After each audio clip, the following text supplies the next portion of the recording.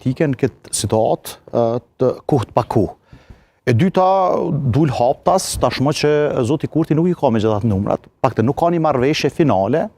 ashtu edhe siç është marrë larg publiku çdo komunikim që ka pas, sidomos me nismën socialdemokrate, nuk i ka votat dhe tash edhe ndodhe kjo që po ndodh. Tash po besoj që topi është në fushën e zotit Kurti dhe vetëvendosës, prandaj çdo vonesë për momentin duhet i faturohet vetëvendosës, unë mendoj. Por teksa në fillim ishte nga pjesa opozitare për çështjen e mandateve. Për çështjen mendoj që ka qenë se po vetë shumë pe ata. Besoj që në atë kohë tani duhet të bëhet përgjegjës zoti Kurti thua. Teorikisht po, mirë po, mos harrojmë që zoti Kurti ka kohën e dynjas, siç thuhet në popull, sepse ai e din që këtu dikush tjetër qeveri s'u ban. Domethënë, ai ka kohën e mjaftueshme në dispozicion dhe i ka këtu mundësi sepse me shumë gjas dhe po besoj që tash është kuptu që marrëveshja me nismën dhe partitë pra minoritare ju serbe nuk është arrit sepse kërkesat e tyre janë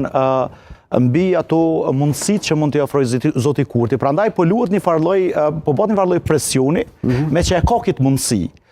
Tash e opozita, kur tham për opozitën, po flasim për opozitën nderidjeshme që mos të keq kuptohemi me terma. Pra partitë tjera, subjekte tjera përveç një PDK e cila është më e vendosur për çfarë do skenarit, partitë tjera siç është për shembull LDK dhe AKY nuk janë në gjendje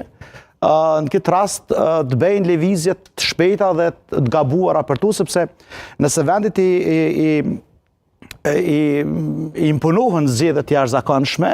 mundemi pak a shumë marrë me mend se kujna i shkojnë për shtatë dhe kujna ju. Prandaj zoti Kurti krejt kartat i ka hap, dhe unë po mendoj që me zgjedhjen e kryetarit të kuvendit zoti Kurti po don definitivisht me hek me Menjanuçit lloj pazarin e kryetarit të kuvendit. Pra po don karshi fuqisë elektorale që e ka marrë, t'i ruaj dy pozitat kryesore, pozitën e kryeministrit dhe pozitën e kryetarit të kuvendit, dhe tek atëherë t'ju thot tashmë ulum edhe bisedojmë nëse do i marrëveshje, nëse jo po shkojmë në zgjedhje të jashtëzakonshme. Dhe nëse shkojmë në zgjedhje të jashtëzakonshme, unë mendoj që e ka dëmtuar goxha shumë nismën, sepse nisma tashmë u nda prej aleancës, në farë mënyrë dhe nisma është pak në presion të kësaj kohe që nuk guxon shumë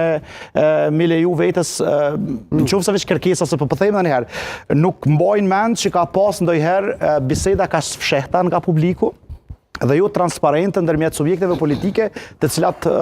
do duheshin që mendohet se do bashkëpunojnë. A dihet sa vota i ka Kurti? Në bazë atyre që kemi po, dikun janë, unë mendoj që dikun të 60 që është, nuk është 61 ende, por atë gjallë të një arrin, sepse momentin që du ta bale si i plotësohet ndonjë kërkesë, aja prap kthehet, aja nuk, aja për moment është rebelu për shkak të, unë besoj, se paktën fundja fundit, ai ka sigurt avot disa prej kandidatëve vetë aty matematikat politike. Kemi mundësi me paramendu, kemi mundësi